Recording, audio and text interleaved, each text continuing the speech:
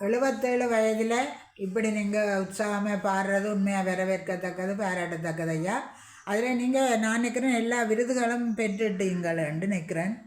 அதாவது பார்த்தீங்களேண்டா என்ன பாரம்பரிய கலை நட்சத்திரம் வந்து ஒரு மீடியா வந்து தந்திருக்கணும். மற்றது இங்கால பார்த்தா யாழ் முத்து விருது பெற்றிருக்கிறீங்கள். இங்கால கலைஞான விருது பிரதேசம், அதோட உங்களை கௌரவிச்செல்லாம் தந்திருக்கிறாங்க. இளந்துளிர் அமையம் சித்திரை கொண்டாட்டத்துக்கு தந்திருக்கிறாங்க. என்ன அப்படி பல விருதுகளை வென்ற ஒருவரை நான் இன்று சந்தித்ததிலே உண்மையில் பெருமிதம் அடைகிறேன். அதாவது இந்த கலைஞர்கள் எப்பொழுதுமே எங்களுடன் இருக்கணும், வாழ்ந்து கொண்டிருக்கணும்.